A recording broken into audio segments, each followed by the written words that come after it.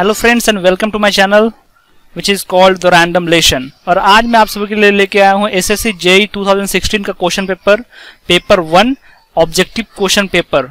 और ये अगर आप एसएससी जेईई को फोकस कर रहे हैं या फिर उसी तरह का कोई दूसरा एग्जाम जैसे कि जूनियर इंजीनियर का कोई भी दूसरा एग्जाम या फिर आरआरबी का एग्जाम्स या फिर कोई दूसरा एग्जाम्स फोकस कर रहे हैं तो ये वीडियो आपके लिए काफ़ी हेल्पफुल होने वाला है। मैं रिक्वेस्ट करूंगा कि आप ये वीडियो पूरा देखें। आज में जो एसएससी होता है उसमें आपको पता ही होगा कि पूरा 200 क्वेश्चन होता है और 200 क्वेश्चन में 100 क्वेश्चन टेक्निकल होता है and 100 question non technical field से होता है। तो 100 क्वेश्चन में से मैं 50 करने की कोशिश करूंगा, 50 क्वेश्चन, एंड इसका दूसरा पार्ट्स में आपको इसका जो बाकी का 50 क्वेश्चन है उसमें करूंगा। इसके साथ ही मैं जो इसका न्यूमेरिकल पार्ट है, कुछ क्वेश्चन जो न्यूमेरिकल रहते हैं वो एक अलग से वीडियो, छोटा सा वीडियो बना के मैं उसके अलग से करूंगा। तो यहाँ पे थ्योरेटिकल बेसिस पे मैं है वो डील करने वाला हूँ। तो चलिए शुरू करते हैं। ये हमारा एसएससी जेईई का जो क्वेश्चन पेपर है स्टाफ सिलेक्शन कमीशन का। ये एग्जाम एक्चुअली कंडक्ट हुआ था मार्च में इस बार 2017 में, बट ये 2016 का क्वेश्चन है, 2016 का एसएससी जेईई का एग्जाम है। सो विदाउट एनी डिले चलते हैं। जो क्वेश्चन नंबर 1 है हमारा, Which of the following is the reason for decrease in the use of stone as building material? तो हमारा पहला क्वेश्चन है question 1, Which of the following is the reason for the decrease in the use of stone as building material? निम्नलिखित में से किस कारण से भवन निर्माण में पत्थर के उपयोग में कमी आई है? तो पहला ऑप्शन यहाँ पे है steel and RCC are less bulky and more durable, जो कि सही है। Strength of stone can not be rationally analysed, stone are not conveniently available in plains, ये बिल्कुल सही है। और चौथा जो ऑप्शन है ऑल ऑप्शंस आर करेक्ट, तो हमारा करेक्ट ऑप्शन हो जाएगा यहाँ पे ऑल ऑप्शंस आर करेक्ट, सभी विकल्प सही है। तो हमारा इसमें क्योंकि स्टील एंड आरसीसी हमारा लेस बल्की है, इसके कंपैरिजन में अगर देखें तो टोटल जो हमारा वेट होता है काफी कम होता है।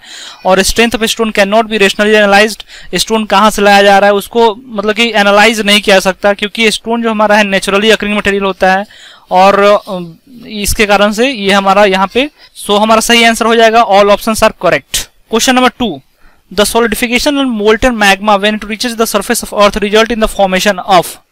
जो हमारा मोल्टन मैग्मा है, जो हमारा वोल्केनिक इरप्शन होता है उसमें से हमारा जो मैग्मा निकलता है वो सॉलिडिफाई होता है, ठंडा होकर सॉलिडिफाई होता है। तो उससे कौन सा रॉक बनता है? तो यहाँ पर तो देखा जाए तो इग्नियस रॉक बनता है उससे, लेकिन इग्नियस रॉक यहाँ पे ऑप्शंस में नहीं है। ऑप्शंस में है sedimentary rocks, metamorphic rocks, basalt and traps, granite. तो ऑप्शन यहाँ सही हो जाएगा, यहाँ पे हो जाएगा हमारा बेसाल्ट एंड ट्रैप्स।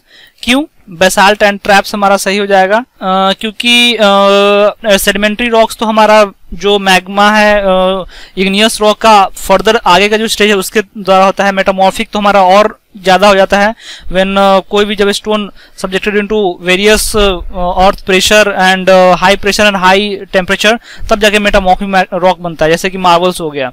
तो हमारा यहाँ पे जो ऑप्शन बचता है बेसाल्ट एंड ट्रैप्स, बेसाल्ट और ट्रैप्स हमारा क्या है इग्नियस रॉक्स में है। Question number 3, the argillaceous rock have their principal constituent as. Argillaceous rock में सबसे उसमें मुख्य घटक क्या होता है आर्जिलियस रॉक्स? तो अगर आप स्टोन पढ़े हैं तो बेसिकली मैं बताना चाहूंगा आपको कि 3 तरह का रॉक होता है।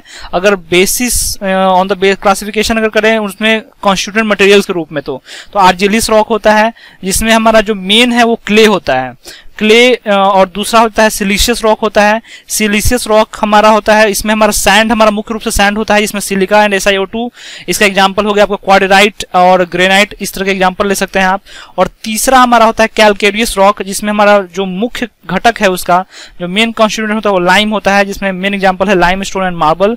तो इसका आंसर हो जाएगा हमारा आर्जिलियस रॉक जो है हमारा वो क्ले। तो correct answer is clay. Next question, question number 4. When a brick is cut into 2 halves longitudinally, one part is called. जब ब्रिक को 2 हाफ्स में लॉन्गिट्यूडनली काटते हैं तब हमारा उसको क्या बोलते हैं? तो इसका आंसर है क्वीन क्लोजर।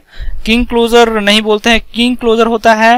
आप यहाँ फोटो देख सकते हैं, मैं फोटो आपको दिखाऊंगा। हमारा किंग क्लोजर, जो क्लोजर है आपको अच्छे से पढ़ना है। किंग क्लोजर कौन कौन सा क्लोजर होता है, क्वीन क्लोजर, ये सब आपको अच्छे से पढ़ना है। तो इसका आंसर हो जाएगा हमारा क्या queen closer, queen closer. Question number 5, the red colour obtained by the bricks is due to the presence of. जो ब्रिक में हमारा लाल कलर होता है, रेड कलर का जो ब्रिक आप देखते होंगे वो किसके कारण से होता है, किसकी उपस्थिति के कारण से होता है? ये काफी आसान क्वेश्चन है। इसका आंसर है iron oxide. Question number 6, which constituent of cement upon addition of water set and harden first. Cement का कौन सा घटक जल मिलाने पर सेट और कठोर होता है सबसे पहले।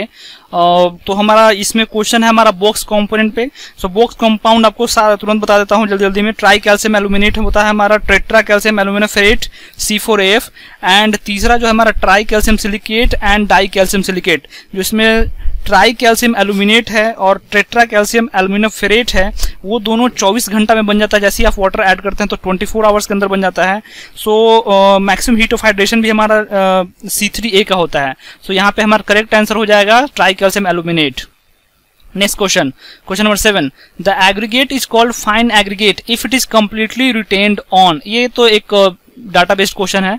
इसका आंसर 0.15 mm सीव पे जो रिटेन कर जाता है उसको हम लोग बोलते हैं कि ये फाइन एग्रीगेट है।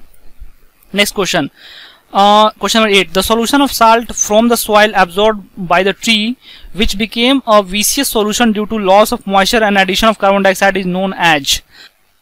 सो ये हमारा एक पेड़ के अंदर का जो इंटरनल स्ट्रक्चर है उसके आप देख सकते हैं।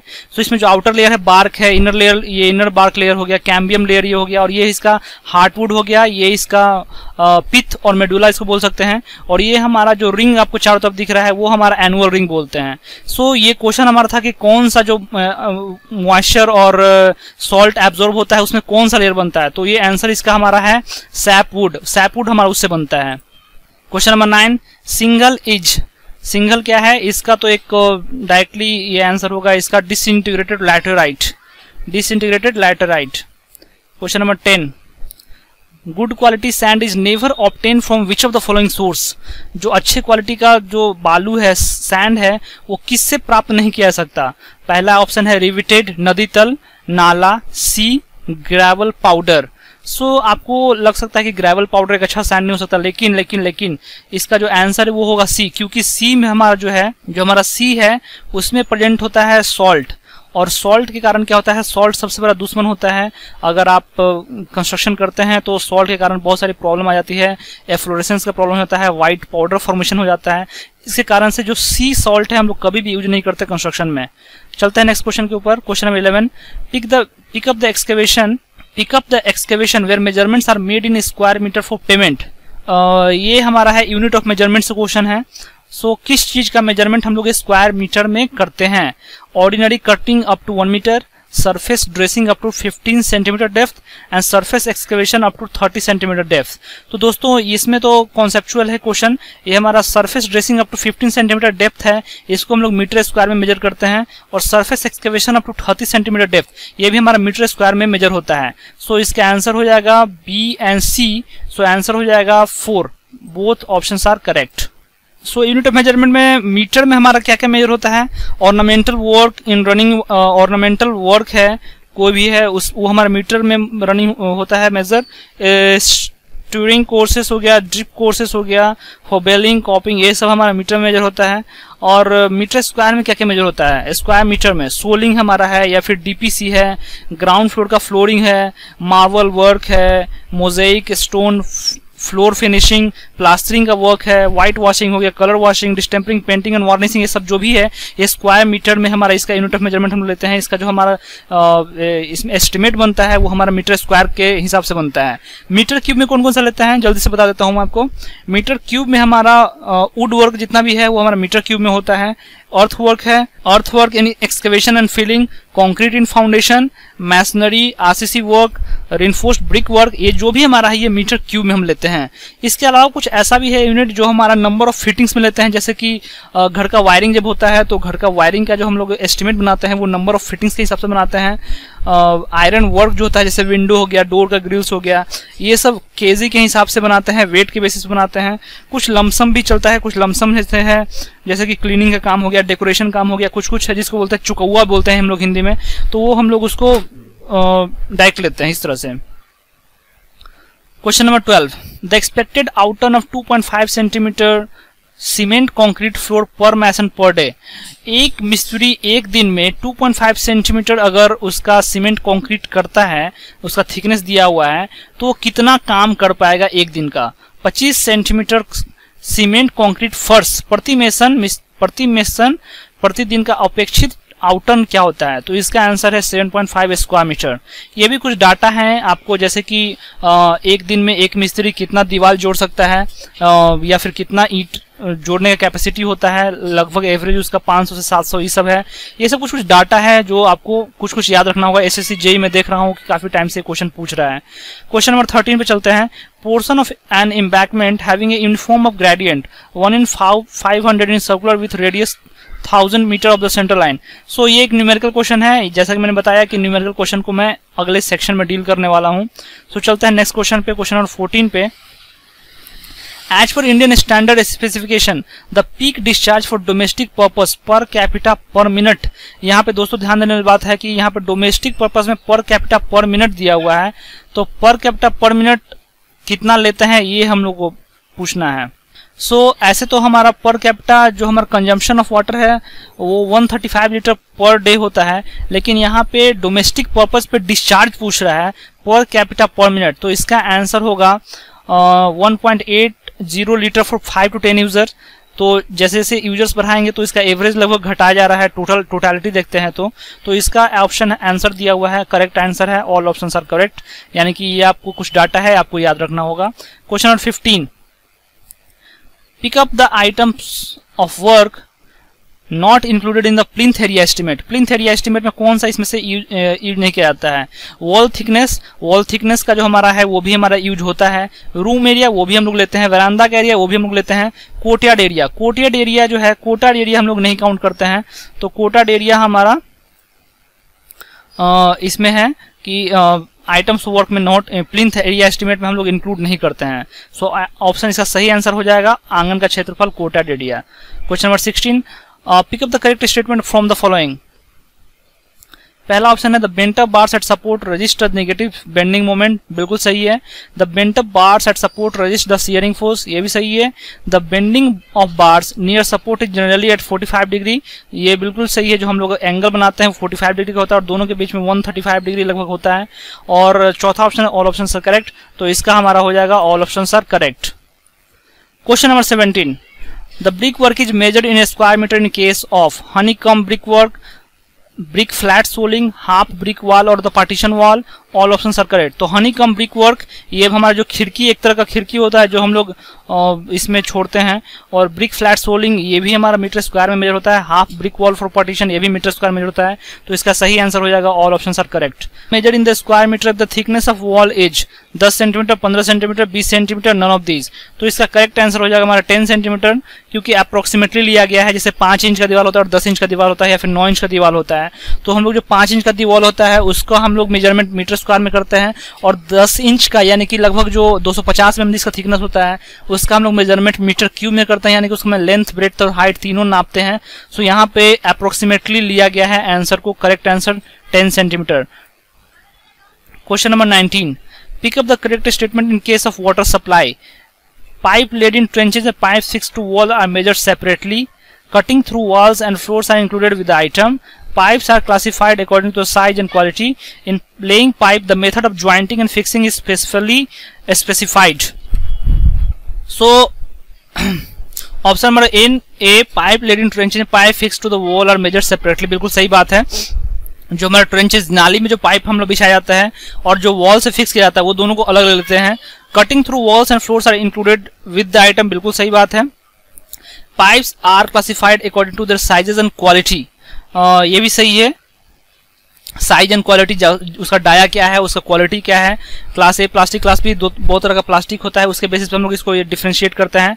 In laying pipes the method of jointing and fixing is specifically specified. So options A B C D सभी करेक्ट हैं, सो इसका करेक्ट आंसर हो जाएगा A B C D all are correct. Question number 20, in case of laying gullies, in case of laying gullies, siphons, intercepting traps, the cost includes setting and laying. Question number 20, in case of laying gullies, siphons, intercepting traps, cost includes setting and laying, सही बात है। Bed concreting ये भी सही है, correct. तीसरा connection to drains ये भी सही है। चौथा ऑल ऑप्शंस करेक्ट, तो हमारा इसका आंसर हो जाएगा all options are correct. Question number 21, for which of the following will the chain survey will be adopted 1। Chain survey हम लोग कब अडॉप्ट करते हैं मेजरमेंट के लिए। बहुत तरह का सर्वेइंग होता है, चेन सर्वे उसमें एक टाइप ऑफ सर्वेइंग होता है। So large area with difficult details नहीं, large area with difficult details में हम लोग चेन सर्वे यूज नहीं करते हैं। Small survey in open ground, जी हाँ बिल्कुल सही है, small survey in open ground हम लोग इसके लिए हम लोग चेन का यूज करते हैं। Small survey with crowded details नहीं, large area with simple details नहीं। सो ऑप्शन हो जाएगा इसका small survey in open ground, खुले मैदान में छोटे आलेख के लिए हम लोग यूज करते हैं। Question number 22, which of the following levelling is carried out to determine the elevation difference between 2 points on the surface of earth. Which of the following leveling is carried out to determine the elevation difference between 2 points on the surface of Earth? So यहाँ पे बताता हूँ जो normal levelling होता है, इसके अलावा 2 और लेवलिंग होगा जो आपको उसके बारे में अच्छे से याद रखना है। एक है रेसिप्रोकल लेवलिंग और एक है डिफरेंशियल लेवलिंग। रेसिप्रोकल लेवलिंग हम लोग कब करते हैं, जैसे कि हम लोग को एलिवेशन डिफरेंस निकालना है और एक नदी है, इसके एक तरफ का हमारा निकालना है और एक अगले तरफ का, यानी दोनों साइड्स का हमारा निकालना है एलिवेशन डिफरेंस। तो उस केस में हम लोग रेसिप्रोकल लेवलिंग का यूज करेंगे, because for finding the relative levels of 2 points on opposite sides of a wide gap like river, हम लोग का क्या होता है कि कोलिमेशन एरर, अर्थ कर्वेचर और रिफ्रैक्शन इफेक्ट ये काफी ज्यादा होता है। इसके कारण से हमारा क्या है कि अगर हम लोग कैलकुलेट करेंगे तो हमारा जो एरर है वो काफी बढ़ जाएगा, इसलिए हम लोग रेसिप्रोकल लेवलिंग का यूज करते हैं। डिफरेंशियल लेवल हम लोग कहाँ करते हैं, अगर हम लोग का 2 लेवल है, नजदीक में 2 पॉइंट है और उसके बीच में हम लोग को कितना का एलिवेशन डिफरेंस है, उसके लिए हम लोग निकालने के लिए डिफरेंशियल लेवल का निकालते हैं। और इन दोनों में फार्मूला पे बेस्ड है दोस्तों, सो आप इन दोनों का फार्मूला अच्छे से पढ़ के जाइएगा, इसमें न्यूमेरिकल भी आ सकता है। क्वेश्चन नंबर 23 पे चलते हैं। विच of the flowing would represent the surface of water level of a steel lake. So Which of the following would represent the surface of the water level of a steel lake? इसका answer है level surface. सो level surface की तरह act करता है। अगर हमारा water एक steel lake है, एकदम बिल्कुल शांत लेक है, तो उसका जो लेवल होगा पानी का वो एकदम लेवल सरफेस की तरह होगा।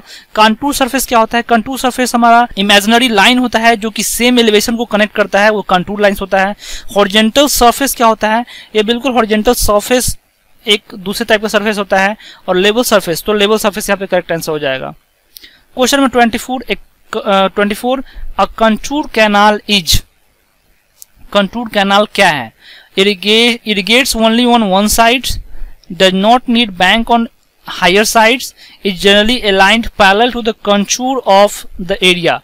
so यहाँ पे सभी ऑप्शन करेक्ट हैं, तो यहाँ पे ऑल ऑप्शंस आर करेक्ट, हमारा सही आंसर हो जाएगा कंटूर कैनाल। सो चलते हैं अपने नेक्स्ट क्वेश्चन पे। Question number 25, which of the following are required correction for runway length. ये एयरपोर्ट इंजीनियरिंग से क्वेश्चन है। Which of the following corrections are required corrections for runway length. Runway length में हम लोग कौन कौन सा करेक्शन करते हैं। सो पहला ऑप्शन है correction for elevation, correction for gradient, correction for temperature, और चौथा ऑप्शन है हमारा all option are correct. So दोस्तों मैं आपको यहाँ पे शॉर्ट में बताना चाहूंगा, ऐसे तो तीनों हम लोग एलिवेशन करेक्शन करते हैं, ग्रेडियंट करेक्शन करते हैं, टेम्परेचर करेक्शन करते हैं, तीनों करेक्शन करते हैं, यानी कि इसका आंसर हो जाएगा all option are correct. All option are correct इसका आंसर हो जाएगा। मैं शॉर्ट में आपको बता देता हूँ कि कौन कौन सा करेक्शन करते हैं और किस किस सीक्वेंस में करते हैं। सो आपने देख ही लिया कि टोटल 3 टाइप का करेक्शन हम लोग को करना पड़ता है, जो कि हम अगर बेसिक रनवे लेंथ अगर हम डिजाइन कर रहे हैं कि रनवे का लेंथ कितना होगा, उसका लेंथ निकालने के लिए 3 टाइप का टोटल करेक्शन हम लोग करते हैं। तो सबसे पहला जो करेक्शन हम लोग करेंगे, तीनों में सबसे पहले जो हम लोग करना है वो करेक्शन फॉर एलिवेशन। सबसे पहले एलिवेशन, कितनी ऊंचाई पर वो रनवे है उसके हिसाब से करेक्शन करना है। इसमें जो हमारा है ICA वो हमारा देता है जो 7% पर 300 मीटर राइज इन एलिवेशन। हर एक 300 मीटर राइज पे 7% हम लोग रनवे लेंथ को इंक्रीज कर देते हैं, यानी कि 300 अगर टोटल रनवे लेंथ हमारा 2000 मीटर आ रहा है, तो 300 मीटर अगर मीन से लेवल से ऊपर है तो 7% और इंक्रीज कर देंगे। अब ये इंक्रीज कर दिए, सपोज करिए कि लगभग 2600 इसका हो गया, या फिर 2500 इसका आ गया, न्यू हमारा जो रनवे लेंथ हो गया। इसके बाद हम करेंगे करेक्शन फॉर टेम्परेचर। इसके बाद हम लोग करेक्शन ऑफ टेम्परेचर हम उसके बाद करेंगे। सो टेम्परेचर क्या करेंगे कि जितना आएगा उसमें 1% अगर राइज करता है, जो हमारा mean atmospheric standard atmospheric temperature है हमारा रनवे का, और उसके बाद अगर 1 डिग्री हमारा ज्यादा है टेम्परेचर, तो 1% हम लोग और इसके द्वारा इंक्रीज कर देते हैं। अगर 5 डिग्री ज्यादा है तो 5% हम लोग इंक्रीज कर देंगे। अब ये दोनों करेक्शन होने के बाद हम लोग लास्ट में करते हैं ग्रेडियंट। ये जो दूसरा है करेक्शन फॉर ग्रेडियंट, ये सबसे लास्ट में करते हैं, और इसके लिए हमारा इंडियन जो है सिविल एविएशन वो हमारा कोई स्टैंडर्ड नहीं देता है। इसमें हम लोग USA से लेते हैं, और इसमें हम लोग क्या करते हैं कि 1% इफेक्टिव ग्रेडियंट होता है। ये ग्रेडियंट लिखा हुआ है, बट करेक्शन हमारा इफेक्टिव ग्रेडियंट होता है। इफेक्टिव ग्रेडियंट अगर 1% हमारा इफेक्टिव ग्रेडियंट है तो हमारा फिर हम उसके बाद दोनों करेक्शन करने के बाद 20% और इंक्रीज कर देंगे। सो ये तीनों हमारा करेक्शन करने के बाद हमारा रनवे का लेंथ निकल जाता है और इस तरह से। तो इस ऑप्शन इसका तो आंसर 25 होगा। All options are correct. So दोस्तों इस वीडियो में मैं अभी तक यहीं रहने देता हूँ इसके, क्योंकि ये वीडियो कुछ ज़्यादा लंबा हो जाएगा अगर मैं 25 क्वेश्चन अभी और डील करूँ तो, क्योंकि मैं बिल्कुल डेप्थ में जाके कोशिश कर रहा हूँ बताने की। सो मैं इसका जल्दी पार्ट 2 लाऊंगा, पार्ट 3, पार्ट 4 लाऊंगा। सो अगर आप ऐसे वीडियोस और चाहते हैं तो प्लीज़ कमेंट करें। और ये वीडियो में क्या आपको अच्छा लगा, आपको ये वीडियो कैसा लगा, कुछ गलती अगर हो गई है तो उसका आंसर क्या होगा, मैं बिल्कुल जानना चाहूँगा। हो सकता है कि इतने सारे क्वेश्चन डील करने में हो सकता है कुछ क्वेश्चन आंसर गलत हो, या फिर आपके जो भी सुझाव हैं आप मुझे प्लीज़ कमेंट करके बताएं। और अगर आपने अभी तक इस चैनल को सब्सक्राइब नहीं किया है तो ज़रूर सब्सक्राइब कर लें। मैं ऐसे ही और वीडियो आपके लिए लेके आने की कोशिश करता रहूँगा। सो दोस्तों ये वीडियो देखने के लिए आप सभी का बहुत बहुत धन्यवाद। Very very thanks. जय हिंद।